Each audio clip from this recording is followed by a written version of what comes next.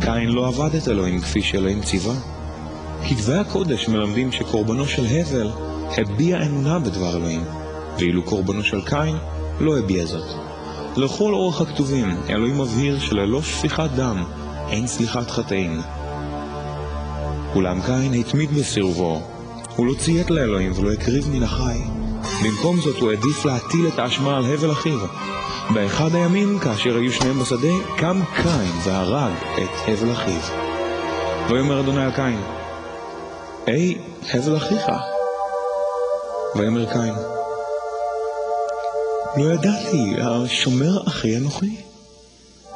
ויאמר אלוהים, מה עשית? דמו של אחיך זועק אלי מן האדמה.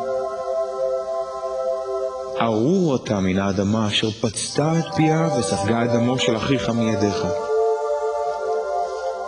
קין גורש מנוכחותו של אלוהים. מרדנותו הובילה לרצח הראשון ויצרה את המשפחה ההרוסה הראשונה. אבל לאדם וחווה נולדו עוד הרבה בנים ובנות.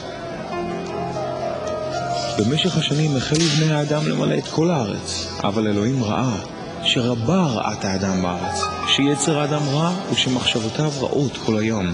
אלוהים ראה זאת ונעצב אל ליבו, ויאמר אדוני, אמחה את האדם שבראתי מעל פני האדמה. רק נוח מצא חן בעיני אדוני. נוח היה איש צדיק ותמים בדורו. הוא עבד את אלוהים.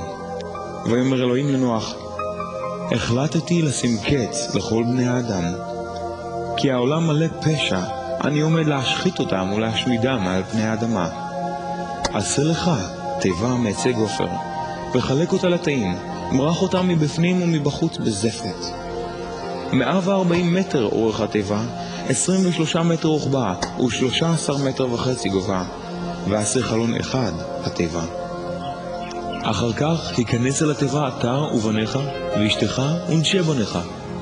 הכנס גם זכר ונקבה מכל בעלי החיים ומכל הבהמות הטהורות. כך 7 זוגות.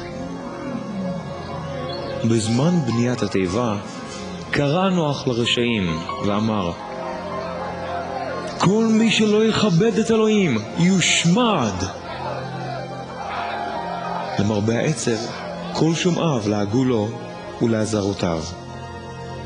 נוח ומשפחתו האמינו באלוהים, ולכן הם נכנסו אל התיבה במועד. אלוהים סגר את הדלת מאחוריהם. ואז החל לרדת גשם על הארץ במשך 40 יום ו40 לילה. כל מעיינות התהום נבקעו והמים כיסו את הארץ. המים הלכו והתרבו עד שהתיבה התרוממה. המים המשיכו לעלות עוד ועוד וכיסו את כל הערים הגבוהים שתחת פני השמיים. כל הרמסים גבו, כל הבהמות והחיות, כל השרצים, כל בני האדם, כל מי שנשמת רוח חיים באפו. במשך 150 יום ירדו גשמים על הארץ. ואז זכר אלוהים את נוח ואת כל החיות והבהמות שהיו איתו בתיבה. הוא העביר רוח על פני הארץ והמים שקטו. בהדרגה נסוגו המים שכיסו את הארץ, ולבסוף עצרה התיבה בחודש השביעי על הרי עררת. עט שבו הצמחים לצמוח.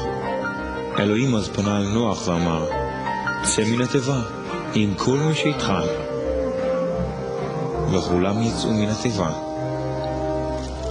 נוח בנה אז מזבח לאדוני והעלה עליו עולות.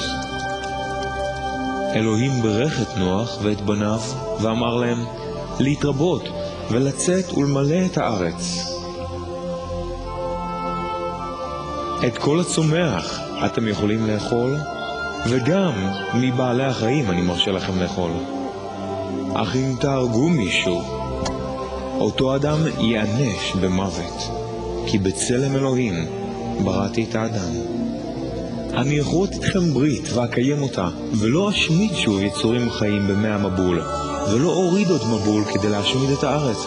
ואלוהים מוסיף, זה אות הברית שאני קוראת ביני וביניכם, ובין נפש כל חי לעולם.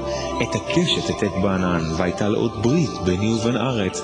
והיה כשאביא עננים על הארץ, ותראה הקשת בענן. אזכור את הברית שקראתי איתכם. דורות רבים אחרי נוח, כשכל בני האדם עדיין דיברו אותה שפה, עברו כולם לבקעה בארץ שנער והשתכנו בה. באחד הימים אמרו איש רעהו, הבה נבנה לנו עיר, ומגדל בשמיים, ונעשה לנו שם.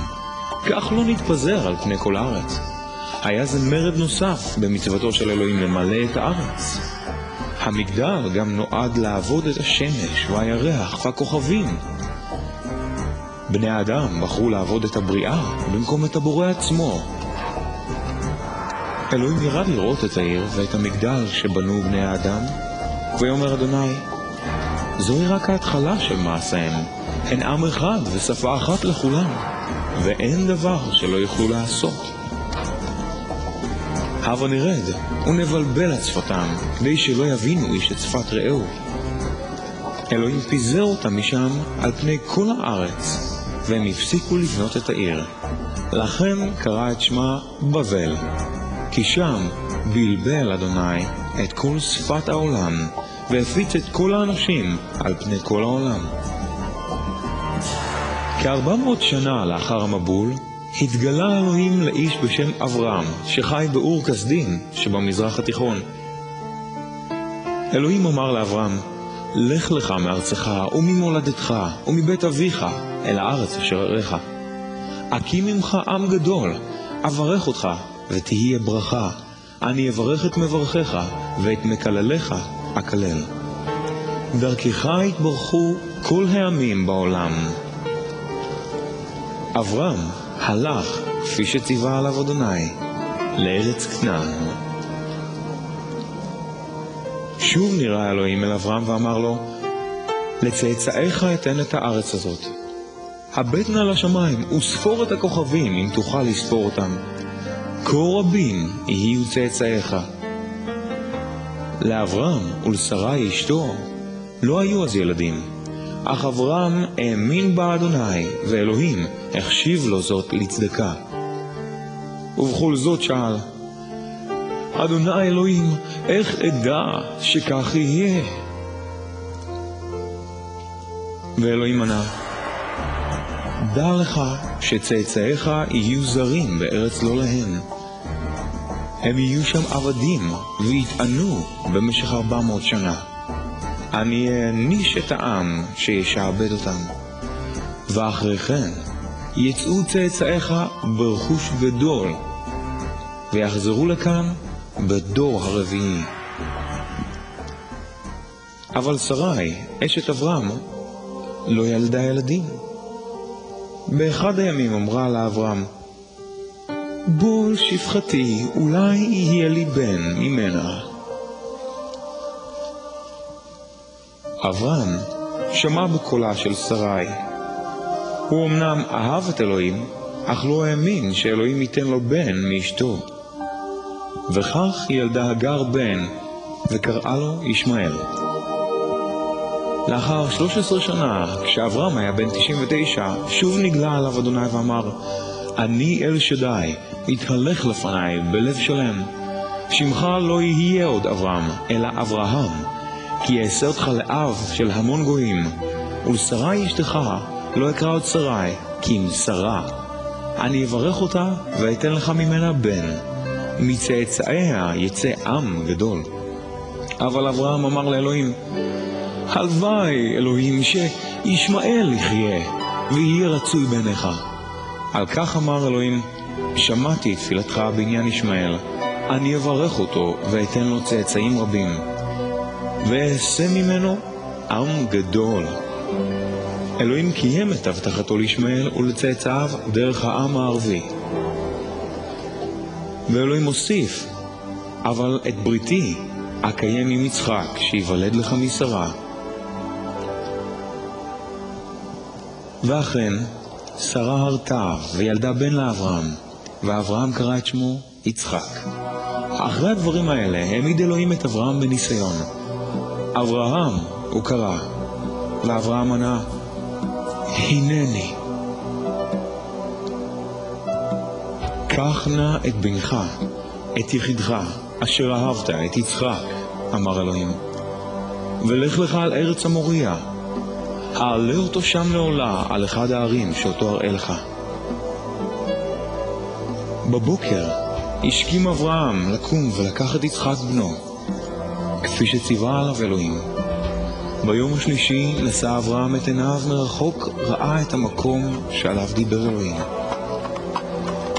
אברהם לקח את העצים שנועדו לעולה, ונתן לבנו לשאת אותם. בידו לקח את האש ואת הסכין, והשניים המשיכו בדרכם. אז אמר יצחק לאברהם אביו, אבי, הנה האש והעצים, אבל היכן הוא עשה לעולה? ואברהם ענה, בני, אלוהים יראה לנו עשה לעולה. השניים המשיכו יחד בדרך עד שהגיעו למקום שעליו דיבר אלוהים. אברהם בנה שם את המזבח וערך עליו את העצים. אחר כך קשר את בנו יצחק והניח אותו על המזבח מעל העצים. אברהם שלח את ידו, לקח את הסכין ועמד לשחוט את בנו. באותו רגע קרא עליו מלאך אדוני מן השמיים ואמר, אברהם, אברהם. הנני, ענה אברהם. אל תשלח ידך אל הנער, ואל תעשה לו דבר, קרא המלאך. כי עכשיו אני יודע שאתה ירא את אלוהים, ושלא חסכת ממני את בנך, את יחידך. אברהם נשא את עיניו וראה, איל, אחוז בסבך בקרניו. אברהם הלך, לקח את האיל והעלה אותו לעולה במקום את בנו. בכתובים נאמר שאברהם ידע שאלוהים יגשים את הבטחתו בעניין יצחק, גם אם לשם כך היה עליו להקים אותו מן המתים. בזכות אמונתו של אברהם הבטיח לו אלוהים, אני אברך אותך ואתן לך צאצאים רבים כמספר הכוכבים שבשמיים, ודרך צאצאיך יתברכו כל העמים בעולם, וכל זאת משום ששמעת בקולי. אז שמח אברהם כשהבין שהמושיע שהובטח שנים רבות עוד לפני כן בגן עדן ייוולד מצאצאיו. הניסיון שאלוהים העמיד בו את אברהם המחיש איך בבוא היום יקריב אלוהים, האב שבשמיים, את בנו יחידו כקורבן עבור העולם כולו. יצחק, בנו של אברהם, נשא אישה ונולדו לו תאומים, יעקב ועשיו. מאוחר יותר נתן אלוהים ליעקב שם חדש, ישראל, ובחר להגשים דרכו ודרך צאצאיו את ההבטחה. ליעקב היו 12 בנים, אחד מהם, יוסף, נמכר לעבדות במצרים על ידי אחיו. אך בזכות השגחתו השמימית של אלוהים הוא הפך לבסוף לשליט במצרים, המשנה למלך פרעה. יוסף היה איש ירא אלוהים. הוא סלח לאחיו והזמין אותם לבוא ולחיות במצרים כדי להינצל מבצורת נורא שפרצה בכנען. בכך 70 צאצאים של אברהם, יצחק ויעקב, שנקראו אז בני ישראל, ירדו למצרים, הארץ שבה עמדו להפוך לעבדים, בדיוק כפי שאמר אלוהים שיקרה. במצרים הולידו בני ישראל צאצאים רבים. הארץ הייתה מלאה בהם. ואז קם מלך חדש על מצרים, ומלך זה לא הכיר את יוסף שבינתיים נפטר. המלך החדש אמר לעמו, בני ישראל מתרבים, מתחזקים. הבה נפעל לשינוי המצב, כי אם ימשיכו להתרבות, ובשלב מסוים תפרוץ מלחמה בינינו לבין אחד מאויבינו, הם עלולים להצטרף לשונאינו, להילחם בנו ואף לנצח. המצרים החלו להעביד את בני ישראל בפרך, ולמרר את חייהם בעבודה קשה. אבל ככל שעינו את בני ישראל, כך גדל מספרם.